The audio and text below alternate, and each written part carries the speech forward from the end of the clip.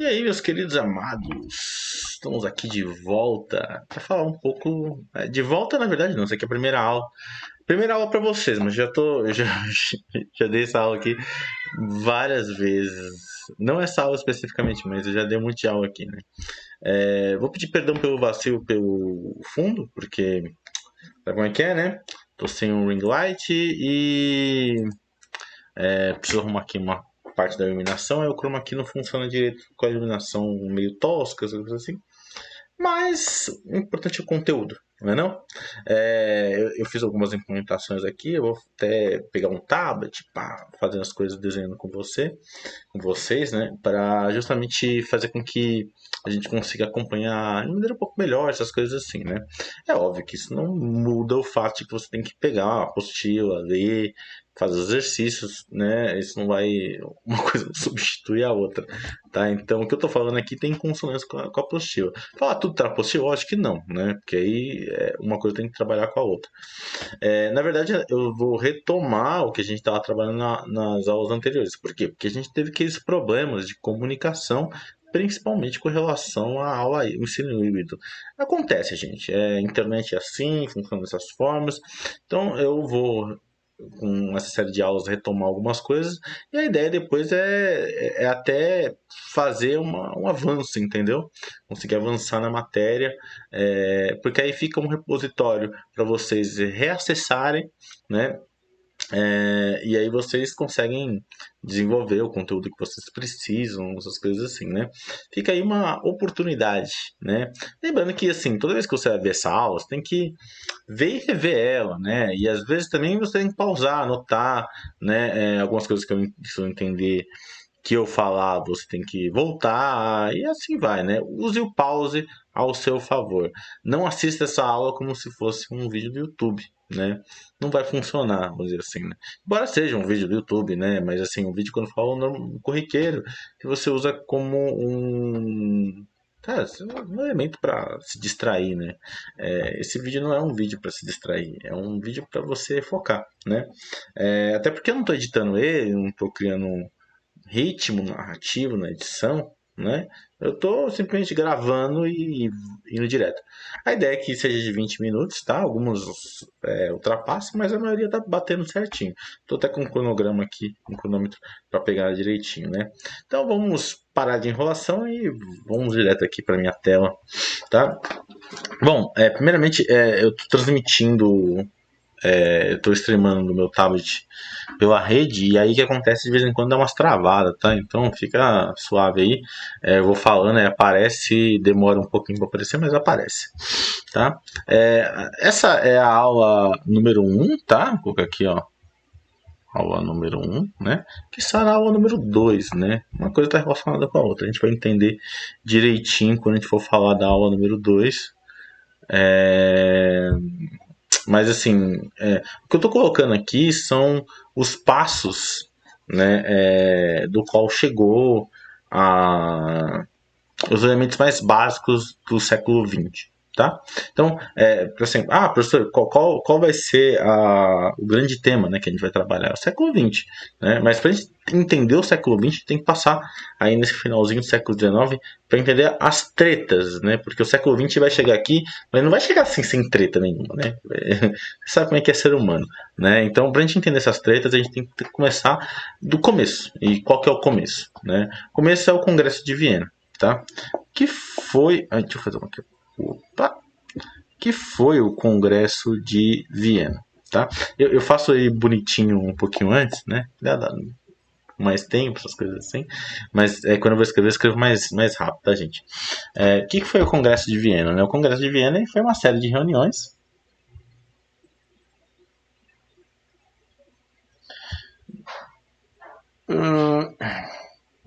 de.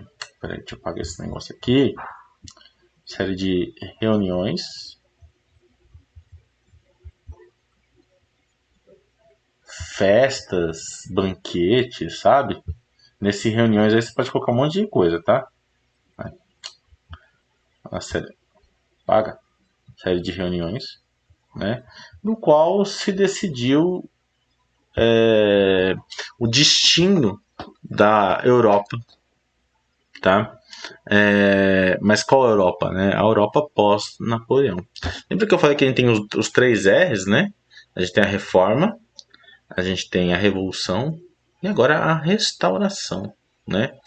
Essas reuniões elas são banquetes, elas são casamentos, reuniões, festas e coisas do gênero, né? Que tem como objetivo, né, principal fazer uma articulação entre as grandes famílias reais para tentar restaurar ao que era antes, tá? Então, ela acontece pós Napoleão, pós-queda final de Napoleão, né? Napoleão não acaba assim, não cai de uma vez, né? Ele tem uns tropeços, e aí depois ele cai, né? Então essa é a pós-queda de Napoleão, né? E ele tenta, né, restaurar. Restaurar a Europa. Nossa, selecionar aqui, ó. Presta atenção nesse aqui. É um movimento de cunho reacionário, tá? O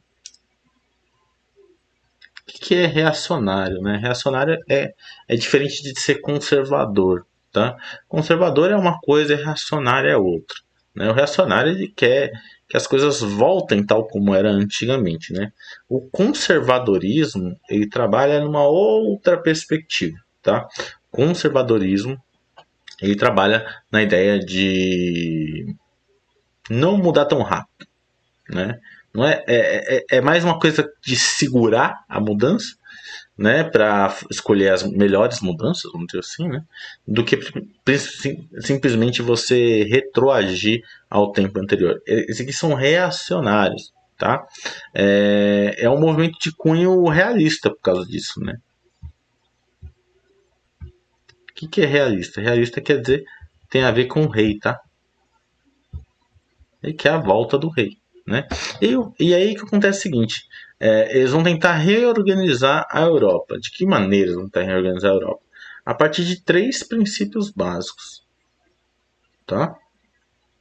Eu vou usar a minha terminologia, mas eu não vou usar da apostila, tá?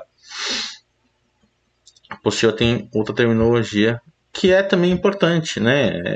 A minha terminologia, na verdade, é uma tradução livre mais do inglês, assim, né?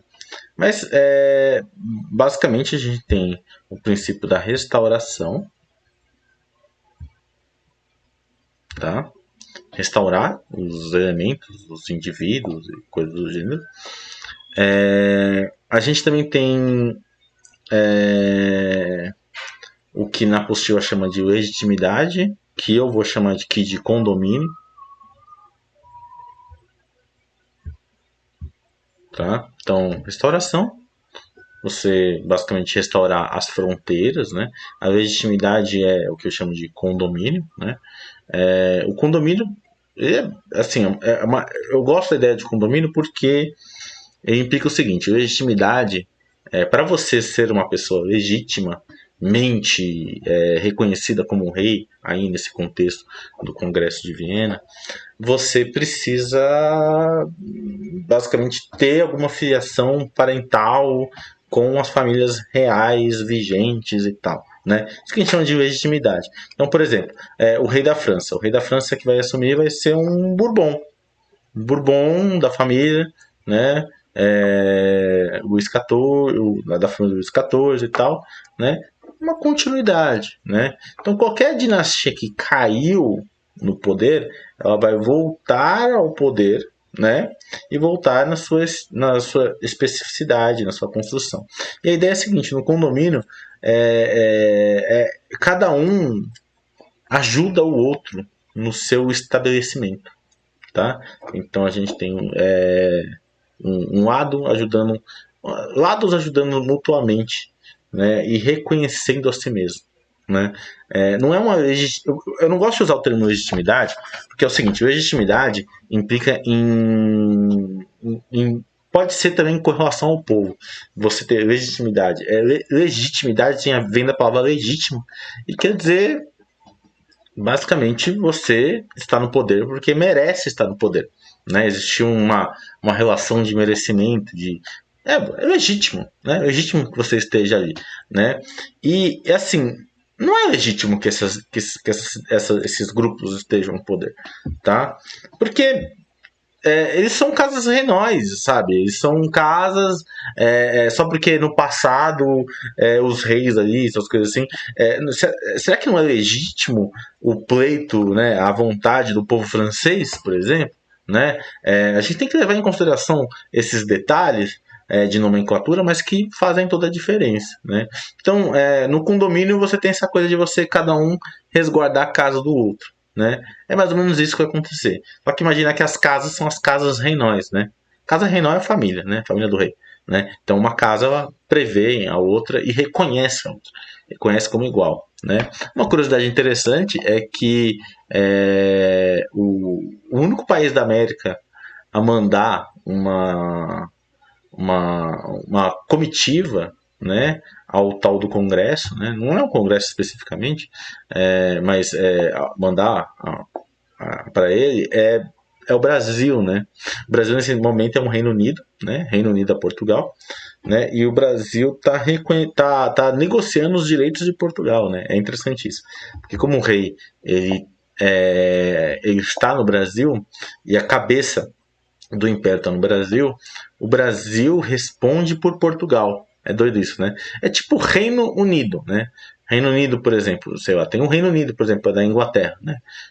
O Reino Unido da Inglaterra tem a Escócia, a Inglaterra, o Reino Unido da Grã-Bretanha, na verdade.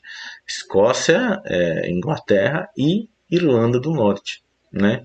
São os três grupos são os três reinos que estão unidos sobre uma coroa só, né? É a mesma coisa que acontece aqui no Brasil, né? E aí nesse sentido, quem vai representar o Brasil, quem vai representar Portugal é o Brasil, né? E vai interceder pelos direitos de Portugal dentro da Europa, tá? E o último, que é o mais importante, vamos dizer assim, né? Que é o equilíbrio, tá? Equilíbrio. Aí você fala assim, professor, como assim o equilíbrio, né? Eu fiz um mapa aqui, um mapa da Europa, pra gente fazer uma brincadeira legal aqui. Pra vocês entenderem esse negócio de equilíbrio. Hum,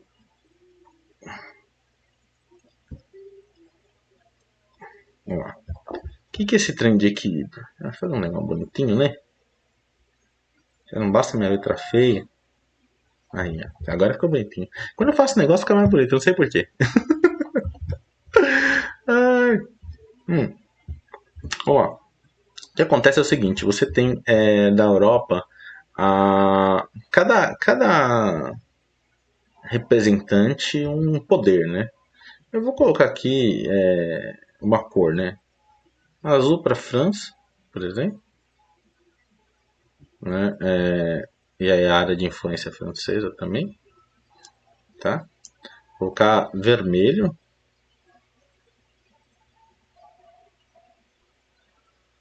para Inglaterra, dentro aqui do contexto, né? E aí eu vou colocar cinza. Cadê cinza? Cinza, você. Eu acho que isso aqui é cinza. Eu vou colocar cinza para a área de influência austríaca, né? E deixa eu ver, vou colocar laranja para a área de influência prussiana, né? E aquele verde para a área de influência russa.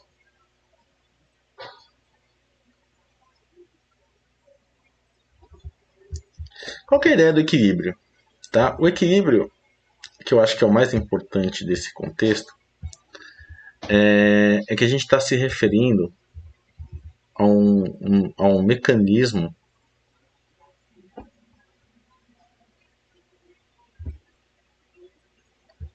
Opa, a um mecanismo de governança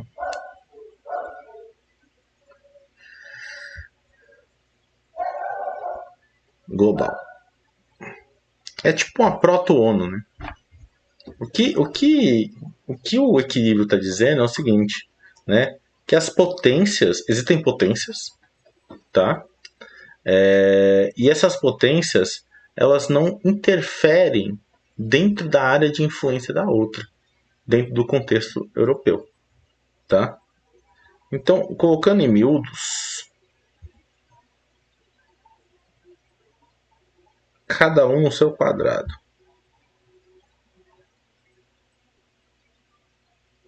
Ou seja, o que a França tem não vai tentar pegar dos outros. O que a Inglaterra tem não vai tentar pegar dos outros. O que a Rússia tem não vai tentar pegar dos outros. Né? Isso entre si. Tá? Isso entre si. As potências se reconhecem entre si. Tá? Então o que a gente tem é o seguinte: você tem. Porque basicamente, se você for ver. Deixa eu voltar aqui. Se você for ver o contexto do Napoleão, né, você tem um entrechoque de potências, né? E esse entrechoque de potências, ele cria uma briga, porque existe uma potência que é terrestre e outra potência que é naval, né? E essas duas potências, elas querem se aniquilar mutuamente, né? E o fato de elas querem se aniquilar mutuamente fez com que ela destruísse, né, trouxesse a guerra para a Europa, né? Então a ideia é que você, você criando um reconhecimento mútuo, você cria elementos, né, de cooperação entre as nações, né, cooperações internacionais. Né? E aí é daqui que você pode falar especificamente, inclusive, de relações internacionais. Por isso que eu falo que é como se fosse uma proto-ONU, entendeu? Porque quando a gente está falando de relações internacionais, você está falando de equilíbrios de poderes, de potências. Né? É óbvio que quem tem mais poder manda mais, quem tem menos poder manda menos. Né? Então, o que acontece é o seguinte: existe uma potência, por exemplo, como a Áustria, que inclusive o Congresso de Viena fica na Áustria, que está articulando todo esse poder, mas ela não tem tanto poder mais, por exemplo. Né?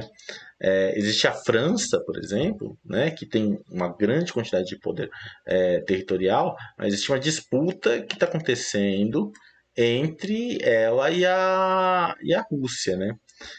Eu queria voltar de novo aqui no nosso mapa.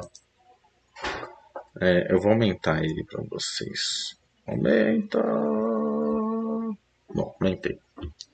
Repara que existe uma área de influência que ela não está muito bem delimitada. Tá? Isso implica na Itália, na Grécia, nos Balcãs, né? E na Anatólia. Tá? Eu vou desenhar aqui. Eu vou pegar aqui outra cor. Vermelho. Vermelho porque é treta. Tem uma área de influência aqui, ó. Que, ó, tá mal delimitada. Por quê? Porque existe um império aí. Tá? Existe um império que exerce uma influência aí, que é o Império Turco-Otomano. Um dos maiores impérios que existiam na face da Terra. Né? O que acontece é que esse império está carcomido, ele está caindo. Né? E por causa disso ele está perdendo as áreas de influência dele.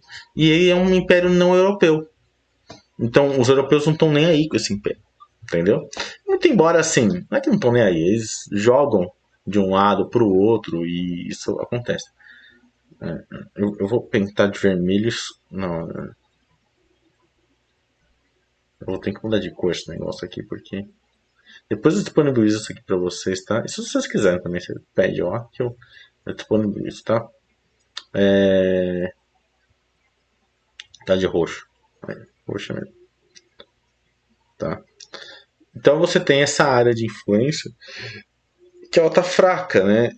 E aí vai ser principalmente na região dos Balcãs, que é aqui,